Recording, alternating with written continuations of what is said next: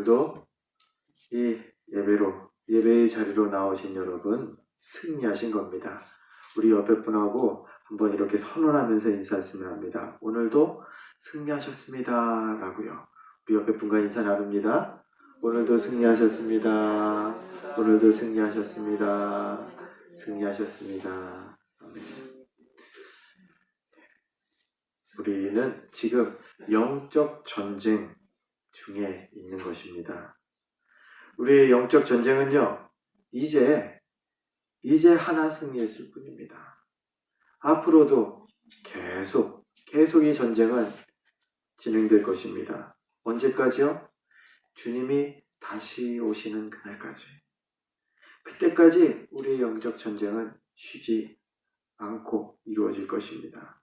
그런데요, 그때가 이 주님이 다시 오시는 그때가 언제인지를 성경을 보니까요, 아무도 알지 못한다고 합니다. 심지어 천사들도 알지 못한다. 예수님께서 말씀하십니다. 예수님도 알지 못한다. 누가 아느냐? 하늘 아버지만 아신다. 하나님은 아신다 라고 말합니다. 다만 예수님께서 이러한 힌트를 주십니다. 마태복음 24장에는 그 말세, 이 마지막 때에 대한 징조, 사인이 있을 것이다. 이러한 징조들이 보이면 말세가 가까운 줄 알아라 라고 예수님께서 그 징조들을 가르쳐 주시는데요. 마태복음 24장 7절에서 12절의 내용을 보면요, 이러한 것들을 설명하십니다.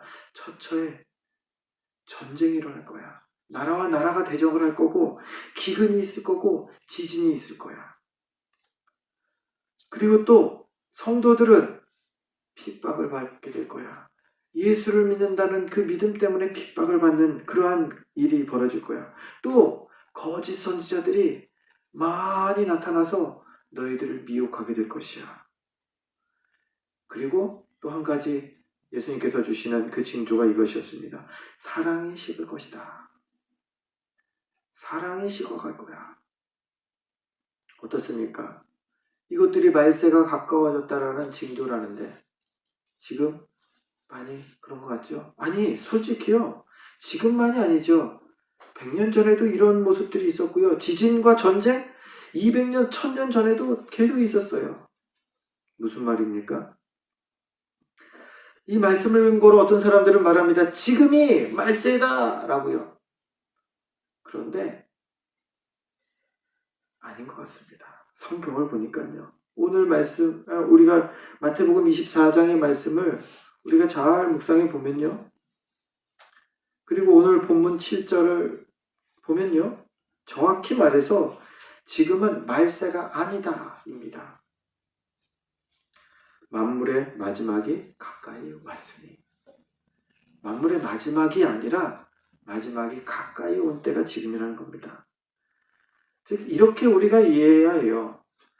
2000년 전, 1000년 전, 100년 전, 50년 전보다 지금이 말세에 더 가까워진 때다라고요.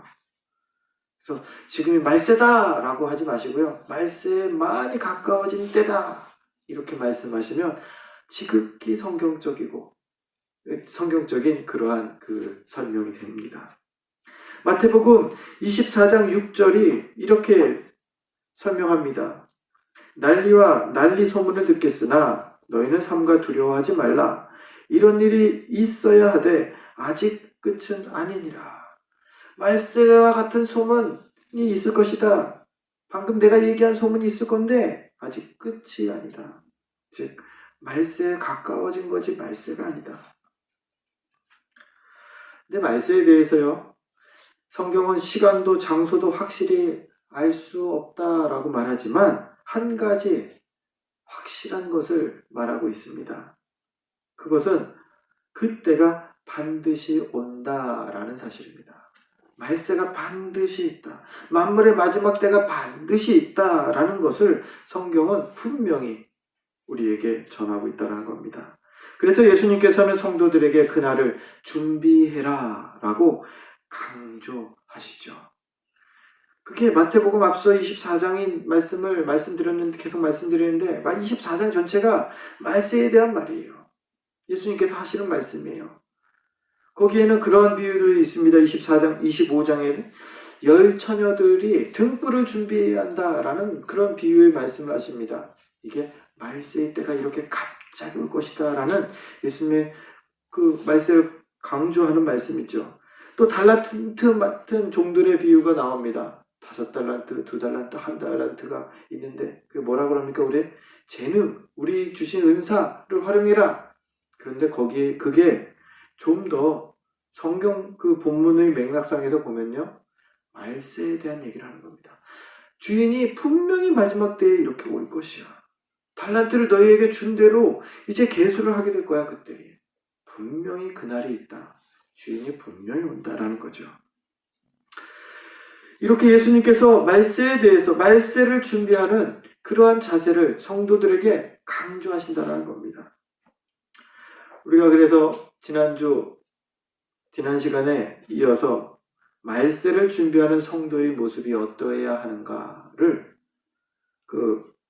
이번 주까지 2주에 걸쳐서 보고 있습니다. 먼저 지난주에는 하나님과 나와의 관계를 준비해야 한다라고 말씀을 드렸습니다. 그 첫 번째가 7절의 내용이었죠. 정신을 차리고 근신하고 그래서 깨어서 기도하는 것이죠. 정신을 차리고 근신하고 기도하는 겁니다. 그리고 나서 오늘 본문 이제 8절부터 이후의 내용을 오늘 살펴보게 됩니다. 하나님과의 바른 관계가 말세를 준비하는 성도의 행해야 할 일이었다고 하면요. 자세였다고 하면 두 번째로 우리는 이웃과의 관계를 또한 준비해야 합니다. 바로 은혜의 통로로서 말입니다.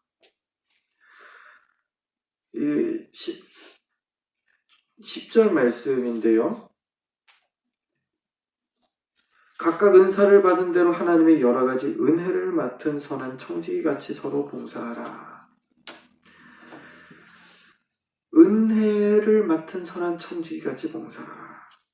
우리에게 오늘 말씀하시는 게 선한 청지기같이 봉사하라는 것입니다. 자, 그 내용에 대해서 우리가 3가지를 살펴보게 될 것입니다. 은혜의 통로로서 우리가 어떻게 이웃들을 섬겨야 하는지. 근데 먼저 알아야 될 게 있죠. 은혜. 야, 내가 은혜를 제조해서 사람들에게 전달할 수 있을까?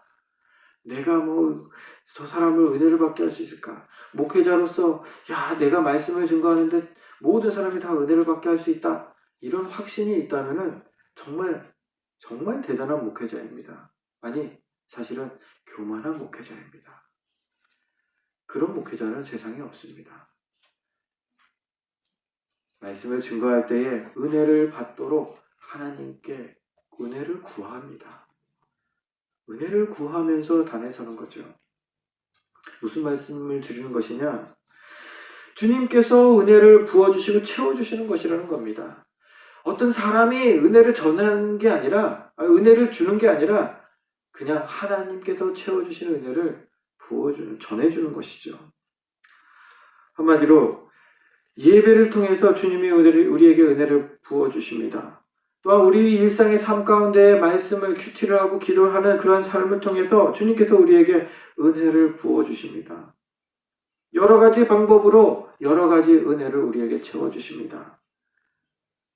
이 은혜를 부어주시는 이유가 2가지 우리가 알아야 합니다. 첫 번째는요, 날마다 우리가 은혜로 살아갈 수 있도록, 날마다 은혜로 우리가 넘어지지 않고 실족하지 않고 그 은혜로 살아갈 수 있도록 우리에게 은혜를 부어주시는 거죠. 그리고 또 한 가지가 바로 이것입니다. 내가 은혜를 받았으면 받은 은혜를 내 주변에 흘려보내라고 은혜를 부어주시는 겁니다. 근데 이 은혜가 내 은혜가 허비되면 안 돼. 그럼 또 꽉 막고서 가득 나만 이렇게 채우려고 신기하게 그렇게 하면 은혜가 뚝 떨어지죠. 은혜는 흘려보내는 겁니다. 그리고 흘려보내면요, 주님께서 또 그만큼 또 채워주시는 거예요. 그게 성경의 원리입니다. 자, 하나님께서 내게 주시는 은혜를, 받은 은혜를 흘려보내는 것, 그 통로가 바로 우리들이 되어야 한다는 겁니다. 오늘 말씀의 핵심은 바로 이것이에요. 그리고 이 은혜의 통로로서 은혜를 맡은 선한 청지기답게 우리가 어떻게 이 은혜를 이 통로로서의 역할을 감당할 수 있는가, 세 가지로 오늘 본문 가운데서 우리가 찾아봅니다. 첫 번째는 8절에 이렇게 나옵니다. 우리 8절 말씀 함께 읽겠습니다. 함께 읽습니다. 무엇보다 뜨겁게 서로 사랑할지니 사랑은 허다한 죄를 덮느니라. 아멘. 서로 사랑하라는 겁니다. 사랑의 통로가 되어야 한다는 겁니다. 우리가 사랑의 통로가 됨으로써 우리를 통하여서 은혜가 우리 주변으로 흘러가게 된다는 거죠. 근데 어떻습니까? 하나님이 말씀을 보면서 이런 생각을 했습니다. 좀 얼토당토하는 그 생각이긴 한데요. 우리 하나님은 참 이상주의자 같아요. 그런 생각을 제가 했습니다. 그냥 들으셔요. 너무 이상주의자 같으셔요. 왜요? 사랑의 열기가 모든 것을 녹인다라는 그런 말 있지 않습니까? 방금 우리가 읽은 8절이. 뜨겁게 사랑할지니 그 사랑이 허다한 죄를 다 덮는데요. 이건 뭐 사랑의 열기가 있으면 사랑의 열기로 따지면은 다 녹여버린다는 거예요. 그런데 여러분, 현실이 어떻습니까? 현실은 꼭 그렇지만도 않잖아요. 오히려 그렇지 않잖아요. 독하지 않으면요, 내가 독하지 않으면 자기 밥그릇도 빼앗기는 세상이 우리가 지금 사는 세상 아닙니까? 사랑이 많이 식어간 시대로 우리가 지금 살고 있지 않습니까? 얼마 전 뉴스 여러분도 많이 들어보셨을 겁니다. 이런 뉴스가 있었어요.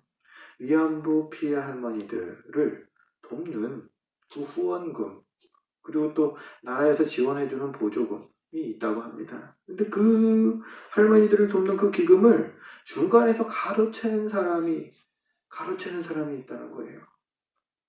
근데 그 사람이 뭐 이렇게 어떻게 되느냐, 어떻게 발견되었느냐, 어떤 한 할머니가 참다. 아니, 뭐, 후원금에 1년에 뭐 몇천만 원씩이 이렇게 그 지급이 책정이 되어 있나 본데, 그런데 그 할머니들한테는 옷 한 번, 뭐, 용돈이 뭐, 한 달에 몇만 원이라나요? 뭐, 이렇게밖에 안 된대요. 그래서는 그 돈이 없대요. 중간에서 다 그거를 가로챈 겁니다. 참다 못해서 한 할머니가 그것을 언론에 공개한 거죠. 이게 말이 되냐고. 그러고 나서야 사람들이 알게 됐습니다. 그 전까지는요, 이렇게 중간에 가로챈 사람이 승승장구해서 국회의원까지 됐어요. 사람들의 칭찬을 받고 막 표창장도 받습니다. 여러분, 이게 우리가 지금 사는 세상이죠. 어떻게 사랑의 열기가 모든 것을 녹일 수 있겠습니까? 이거 오히려 그 반대 아닙니까? 사랑하려고 하면은 사람들한테 뒤통수 맞는 게 지금 세상 아닙니까? 그런데 여러분, 저나 여러분이나 이런 세상에서 그리스도인으로 살기를 결단한 사람들입니다. 이게 무슨 말이냐면요, 오늘 말씀대로 표현해 보면요, 사랑의 열기가 모든 것을 녹인다라고 하시는 이상주의자이신 하나님을 우리가 따르겠다라고 결단한 것입니다. 하나님을 이상주의자라고 더 이상 말씀 안 드리겠습니다. 이거 그냥 제 혼자 그 멋대로 생각한 거지, 하나님이 이상주의자는 아니셔요. 하나님은 온전하신 분이십니다. 자, 만약에요, 여러분, 그냥 잠깐 동안, 그리고 막 꽉 뜨겁기가 아니라 조용하게, 잔잔하게 누군가를 사랑해라 라고 하셨다면요, 그건 어느 정도 제 기준에서는 가능할 것 같아요. 그런데 오늘 말씀은 그게 아니에요. 그렇게 사랑하라가 아닙니다. 사랑하되 뜨겁게 사랑하라는 겁니다. 허다한 많은 죄를 다 덮을 때까지 계속 사랑해 주라는 겁니다.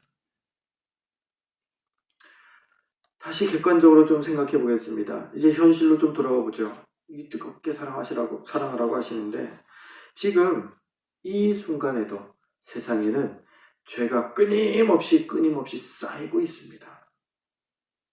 마치 그런 것 같아요. 우리 얼마 전에 눈이 왔는데요. 한 두어 시간 만에 차에 눈이 한 3cm 이상 쌓인 것 같아요. 두껍게 쌓여갖고 깜짝 놀랐습니다. 마치 이렇게 한방 눈이 쉬지 않고 이렇게 쌓이듯이, 내리듯이 지금 죄가 이 땅 가운데 쌓이고 있는 거예요. 그런데 나라는 미미한 존재가 내뿜는 사랑의 열기로 이 엄청난 죄들을 정말 녹일 수 있겠습니까? 현실적으로 금방 지칠 겁니다. 금방 포기하게 될 겁니다. 이건 마치 폭설이 내리고 있는데 작은 핫팩 하나 딱 쥐어주면서 자 나가서 이 핫팩이 막 이거 뜯어서 부비면은 엄청 뜨거워져. 자, 이 뜨거운 걸로 눈을 딱 대봐. 그럼 눈이 녹겠지? 왜? 뜨거우니까. 자, 온 세상을 다 녹이고 와라. 이런 거 같지 않습니까? 이런 생각이 들었어요. 와, 진짜 사랑의 열기로 이 엄청난 죄들을, 허다한 죄를 덮는다니. 말도 안 됩니다. 다른 사람이 아니라 제 자신만 봐도 그렇습니다.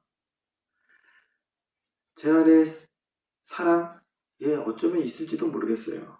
그런데 그 사랑은요, 죄인을 돌아오게 할 만큼, 그 죄인들의 그 허다한 죄를 덮을 만큼 그렇게 사랑이 별로 뜨겁질 않습니다. 그리고 무엇보다 더 큰 문제는요, 제 안에 사랑이 그렇게 많지를 않다는 생각이 합니다. 많지도 않은 데다 뜨겁지도 않아요. 완전히 정말 미니 핫팩 정도밖에 안 됩니다. 이런 비단 저만 그렇습니까? 우리가 다 비슷하지 않습니까? 이런 우리인데 어떻게 누군가를 뜨겁게 사랑할 수가 있겠냐는 말입니다. 생각만으로도 정말 부담스러워지는 말씀입니다. 그런데요, 하나님께서는요, 불가능한 것을 지금 말씀하시고 있는 것이 아니라는 것입니다. 과거의 뜨거운 사랑으로 허다한 죄를 덮는 이 말도 안 되는 일에 성공한 적이 있다라는 것입니다. 바로 예수 그리스도의 십자가가 바로 그것입니다. 이 십자가의 공로를 힘입고 하나님께 나아가는 자마다 모두가 죄 없다고 칭함을 받게 하셨습니다. 이것은요, 꼭 더럽게 벽에 낙서가 된 그러한 곳을 깨끗한 도배지로 덧붙이는 것, 그런 것과 마찬가지입니다. 죄가 아무리 내 안에 더럽혀지고 세상에 더럽혀져 있었어도 예수 그리스도의 그 십자가가 그 온 전체를 하얗게 깨끗한 것으로 덮어버린 거죠. 그러니 하나님 앞에 나아갈 때 깨끗하다, 의인이다 라고 인정을 받게 되는 것입니다. 인류의 모든 더러운 죄악들이 예수 그리스도라는 깨끗한 종이로 완벽하게 덮여졌습니다.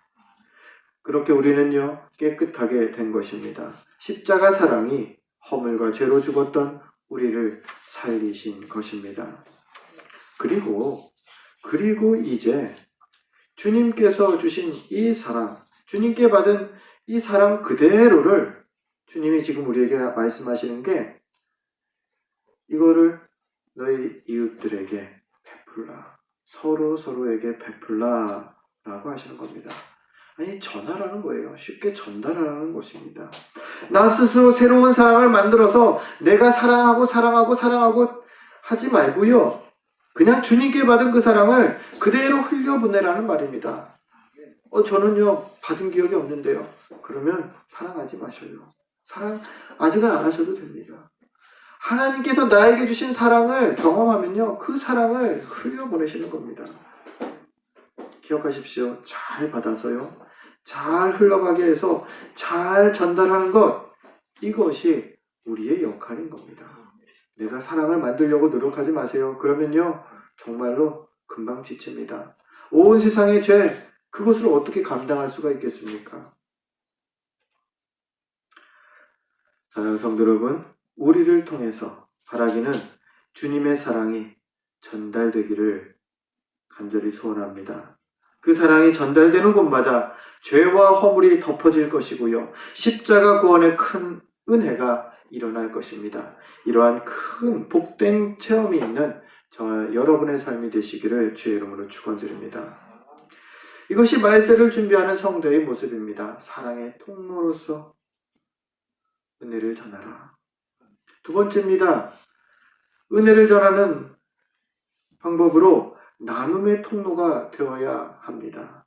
9절 말씀인데요. 우리 9절 말씀도 함께 읽겠습니다.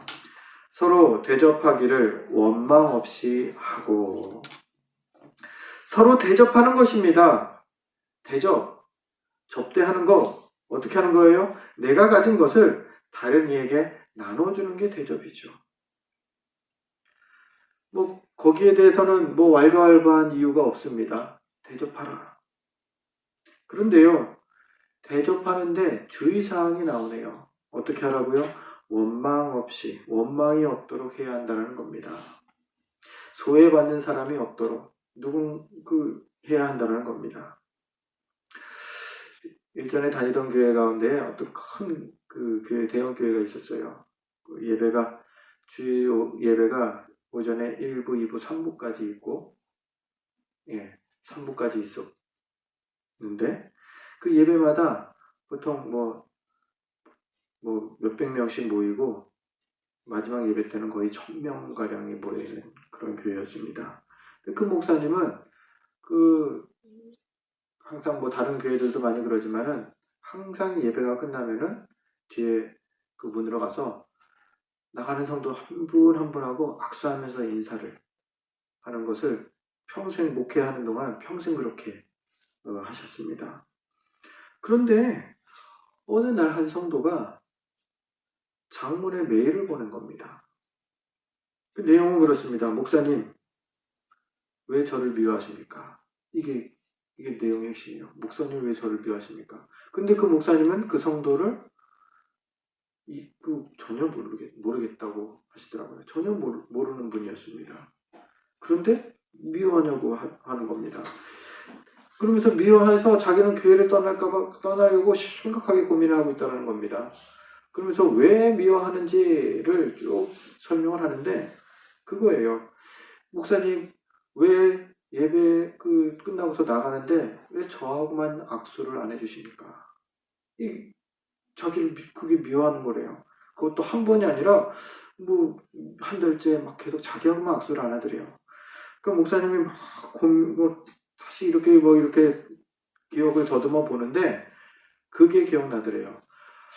이게 주일 오전 1부, 2부 드리고 3부까지 드리는데 3부 때 또 이렇게 뒤에 가서 악수를 하는데 거의 하루 오전 내내 악수를 하고 설교 세 편을 하시고 그러고 나니까 그때 되면은 마지막이라서 막 이렇게 지친대요. 너무 힘들고 피곤해서 악수를 초반에 좀 하다가 힘들어서 좀 싫은 마음으로 목내로 안녕히 가세요.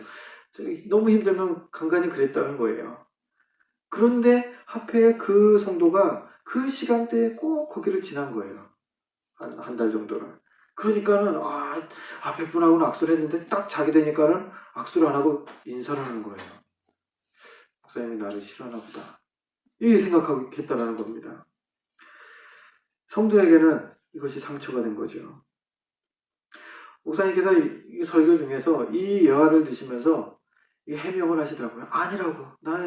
나 그분 미워하고 그런 거 절대 아니고 그래서 그랬던 것입니다. 라고 설명했던 그런 기억이 나옵니다. 여러분, 오해할 수가 있습니다.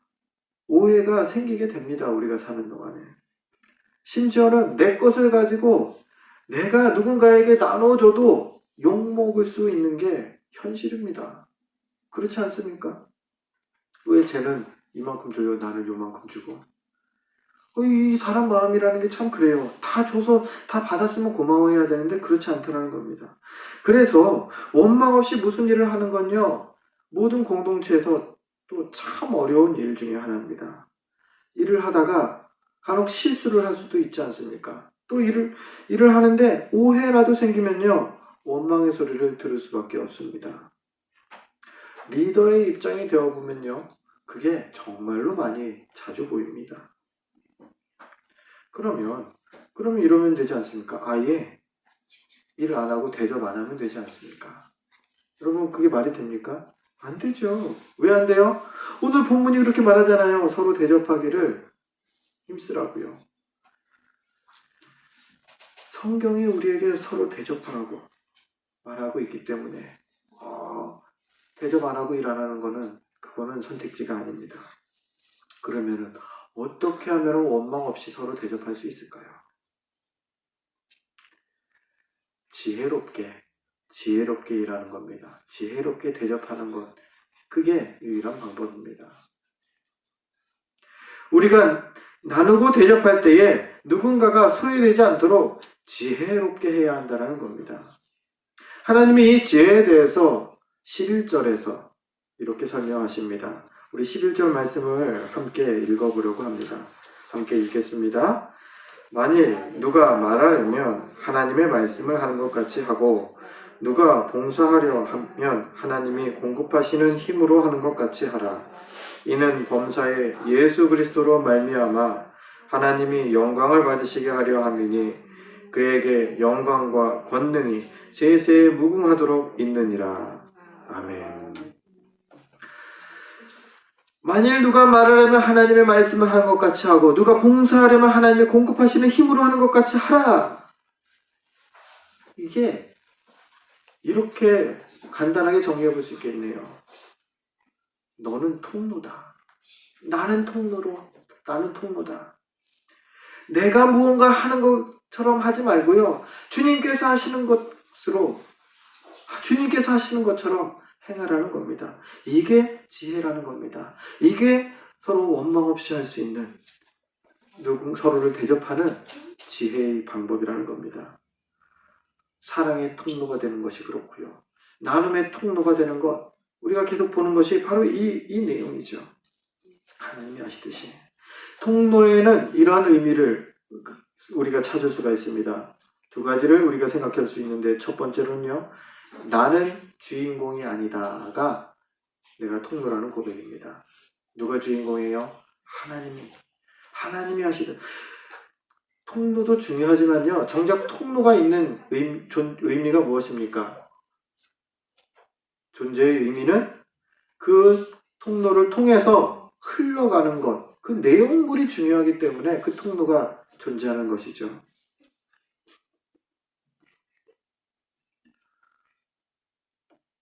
또한 통로는요, 하나님이 드러나는 것, 그것이 통로에 담긴 의미입니다. 내가 주인공이 아니라요, 하나님이 주인공이라는 거죠. 11절 후반부가 그 내용이죠. 이는 범사에 예수 그리스도로 말미암아 하나님이 영광을 받으시게 하려 함이니. 하나님이 영광을 받으시게 하는 것, 그게 통로의 존재 목적이라는 겁니다. 이 통로된 우리의 존재 목적인 것이죠. 하나님께 영광 돌리는 것이 그 목적이기 때문에 그만큼 우리는요, 언행에 더 신중하고 지혜로워야 한다는 것이죠. 최근 뉴스 보면서 참 많이 안타깝습니다. 코로나19가 갈수록 확산되고, 그리고 확산되는 그 요소에 꼭 교회와 관련된, 기독교와 관련된 그러한 곳들이 계속 이렇게 나오고 있습니다.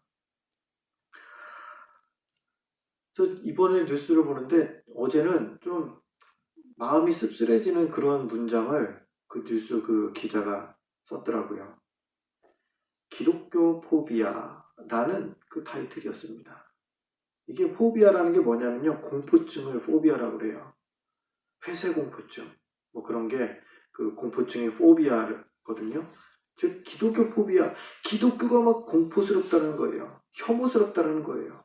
그거를 이런 단어를 만들어서 설명을 하는데 너무 좀 씁쓸하더라고요. 기독교를 세상이 이 정도로 혐오하고 있다라는 것이.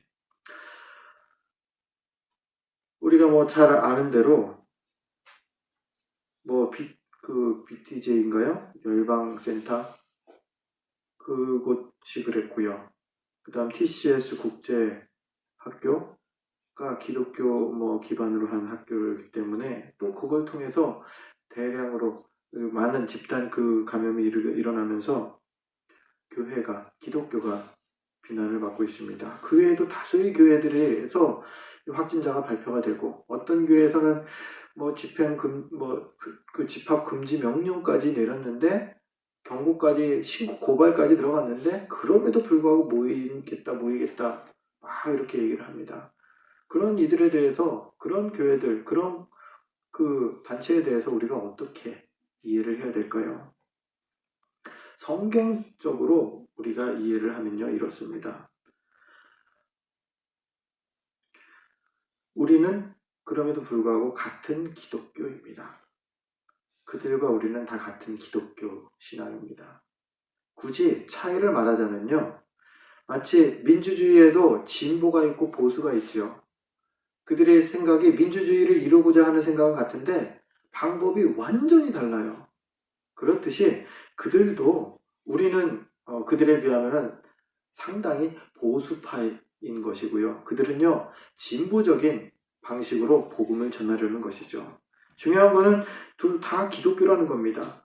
보수든 진보든 모두 대한민국 아닙니까? 마찬가지로요, 우리도 다 기독교입니다. 기독교 안에서는 다 하나예요. 그렇지만 잘잘못은 정확히 할 필요가 있습니다. 이 집단 확진된 교회나 단체들, 그들이 잘못된 점, 문제는요, 모이기에 힘쓰려고 했던 점에 대해서는 잘못이 없습니다. 그들이 모이기에 힘쓴 것은 잘못이라고 우리가 말하면 안 돼요, 성경적으로. 그들이 잘못은 방역수칙 미준수, 이 부분이라고 우리가 분명히 확인을 해야죠. 식사 금지를 했는데 확진된 교회들 보니까는 식사를 하고 그랬다 하더라고요. 예배를 와서 방역수칙을 잘 지켜서 사회적 거리를 두고 마스크를 잘 쓰고, 일전에 제가 봄에서 여름 즈음이었는데 뉴스를 봤을 때 거기서는 그런 것도 나왔어요. 700여 명이 모여서 예배를 드렸는데 확진자가 나왔는데 전체 검사를 해봤는데 하나도 안 나왔더라. 그런데 방역수칙을 너무 잘 지켜서 마스크를 다 잘 쓰고 해서 거기는 확진자가 없었다. 이러한 기사를 봤던 기억이 많이 납니다. 방역수칙을 지키는 교회들은요, 또 확진자가 나와도 이 확산이 안 되더라고요. 잘잘못을 분명히 할 필요가 있습니다. 이 무슨 말씀을 드리려고 하는 것이냐면요, 지혜에 대한 말씀을 지금 하고 있죠. 지혜의 문제라는 겁니다. 그들이 지혜롭게 모이기에 힘쓰는 것은 분명한데요, 모이기에 힘쓰는 것을 지혜롭게 해야 하는데 그러지 못했다라는 것을 말씀을 드리는 겁니다. 온라인 모임으로 물론 효과는 같이 대면하면서 하는 것보다는 효과는 떨어질지 모릅니다. 그렇지만 온라인 모임이 지금 이 시국에서는 지혜로운 또한 방법일 수가 있습니다. 근데 지혜롭지 못했던 결과는 참담합니다. 그들만 비난받고 끝나는 것이 아니죠. 대한민국 전체의 기독교 혐오 분위기가 이제 조성되고 확산되어 버렸습니다. 지혜롭지 못해서, 누군가가 지혜롭지 못해서 하나님을 엉뚱하게 드러낸 참 부끄러운 예가 아닐 수 없습니다. 우리는 지혜롭기를 바랍니다. 하나님을 높여드리는 데에 서로 대접하기를, 또 서로 사랑하기를 지혜롭게 하기를 우리가 힘써야겠습니다. 그래서 말씀을 준비할 때 우리는 하나님의 지혜를 구해야 합니다. 그 지혜로 하나님의 사랑을 전하고 나눔의 통로로 잘 쓰임받는 저와 여러분이 되어야겠습니다. 이제 세 번째입니다. 또 하나 말세를 준비하는 성도의 모습이 이제 성경에 나옵니다. 바로 봉사의 통로가 되는 것입니다. 10절 말씀을 우리 같이 함께 읽겠습니다. 각각 은사를 받은 대로 하나님의 여러 가지 은혜를 맡은 선한 청지기 같이 서로 봉사하라. 아멘. 서로 봉사하는 것입니다. 봉사의 통로가 되는 것이 우리가 은혜를 흘려보낼 수 있는 그러한 또한 방법이 된다는 겁니다. 서로 봉사한다, 서로 섬긴다. 우리 같이 바꿔서 쓸 수 있는 말이죠. 이것은요, 내 힘으로 해야 할 것 같이 보이지만 그렇지 않습니다. 이것 또한 우리는 통로의 역할만 하는 것입니다. 전적으로 봉사도 하나님의 것으로 하는 것이기 때문입니다. 각각 은사를 받은 대로라고 했습니다. 봉사를 어떻게 하느냐? 은사 받은 대로 봉사해라 라는 겁니다. 이렇게 해석해 볼 수가 있어요. 주님이 주신 재능으로 해라. 주님이 주시는 능력으로 해라. 네 재능이라 네 능력이라 생각하는 것으로 하지 말고 주님이 주신 것이다 생각되면 그걸로 해라. 여러 가지 은사들이 성경에서는 설명되고 있습니다. 방언, 예언, 섬김, 기도, 또 믿음도 은사지요. 사랑도 은사지요. 이런 은사들이 있습니다. 뿐만 아닙니다. 지식도 은사입니다. 공부를 하는데 공부가 유난히 잘 되는 사람이 있습니다. 지식의 은사죠. 또 이것도 은사라고 합니다. 부자. 돈 잘 버는 것도 은사입니다. 누구는 이게 복이 아닙니까? 복 주세요. 어떤 사람은 부자가 되어서 하나님의 일을 감당해야 할 사람이 있고, 어떤 사람은 부자가 되지 않아도 주님의 일 잘 감당하고 평안하고 행복할 수 있는 사람이 있습니다. 하나님께서 각자에게 필요한 은사를 주시는 것이죠. 그래서 복 주세요 하지 마시고요. 부자 되고 싶으신 분들은 부자 되는 은사 주세요. 이렇게 기도하세요. 자, 다시 돌아갑니다. 각각 은사를 받은 대로 봉사하는 것입니다. 즉, 주님이 주시는 재능으로 봉사하는 것입니다. 무엇으로요? 하나님의 여러 가지 은혜로 봉사하라고 합니다. 다시 말씀드리면요, 주님이 주시는 은혜로 봉사하는 겁니다. 재능으로 하고요, 은혜로 하는 겁니다. 어떤 사람들이 그럽니다. 자기 열심으로 막 교회 봉사를 합니다. 그러면 어떻게 되냐면요, 두 가지 증상이 나타납니다. 첫 번째, 주변에 막 상처를 주면서 일을 합니다. 나는 막 열심히 달려가는데 내가 톡 쏘는 한마디로 누군가가 막 픽 쓰러지고, 막 달려가는데 내가 툭 치는 그 힘으로 누군가는 막 나가서 이제 교회를 떠나고, 그런 일들이 비일비재합니다. 왜 그래요? 쭉 거슬러 올라가면요, 내 열심으로, 내 힘으로 하려고 하니까 그래요. 그러다가 두 번째 증상이 어떤 증상이 나타나냐? 막 달려가다 보니까 내가 뭐 하는 거지? 자기 회의에 빠집니다. 자신이 영적으로 막 메말라져 가는 거예요. 그러니까는 일 외에 신앙이 자라지 못하고 자기 또한 그냥 번아웃 돼버리는, 지쳐버리는 그러한 그런 증상을 보게 됩니다. 참 많이 안타까운 일입니다. 귀한 일꾼인데 그렇게 무너집니다. 그러면 또 우리 생각해 볼까요? 봉사를 그러면 하지 말아야 될까요? 봉사 안 하면 되지 않습니까? 그럼 이런 상처받을 일도 없고 상처 줄 일도 없고 내 성격은 원래 이래서 바꿀 수는 없어요. 아니죠. 봉사는요, 우리 믿음을 자라게 하는 참 유익한 하나님의 도구입니다. 제 말이 아니라 성경이 하는 말이에요. 에베소서 4장 11절과 12절에는 이렇게 기록되어 있습니다. 그가 어떤 사람은 사도로, 어떤 사람은 선지자로, 어떤 사람은 복음 전하는 자로, 어떤 사람은 목사와 교사로 삼으셨으니 이는 성도를 온전하게 하며 봉사의 일을 하게 하며 그리스도의 몸을 세우려 하심이라. 아멘. 봉사의 일을 하는 것이요, 그냥 하는 게 아니라는 거예요. 봉사의 일을 하게 함으로써 그리스도의 몸이 세워지는 겁니다. 봉사의 일을 함으로써 성도가 온전해지는 것입니다. 에베소서 4장은 우리에게 이 사실을 말합니다. 그러니 봉사의 일을 하게 해라. 봉사를 하되 여러분 기억하셔야 됩니다. 주님께서 나에게 주시는 은혜를 경험하는 통로, 그 통로를 꼭 만들고 항상 그것을 점검해야 한다는 겁니다. 나는 은혜를 못 받는데 그냥 내가 앞에 일하느라고 달려가기만 한다. 그러면요, 그거는 언젠가 분명히 넘어지게 됩니다. 언젠가 실족하게 됩니다. 내 안에 그 은혜가 떨어지니까. 오늘 말씀대로 하나님의 은혜, 주님이 주시는 은혜로 봉사하는 겁니다. 주님이 주시는 재능으로 봉사하는 겁니다. 예배가 그 은혜의 통로가 되었으면 합니다. 개인적인 큐티가, 개인의 기도 시간이 그 은혜의 통로가 될 수 있습니다.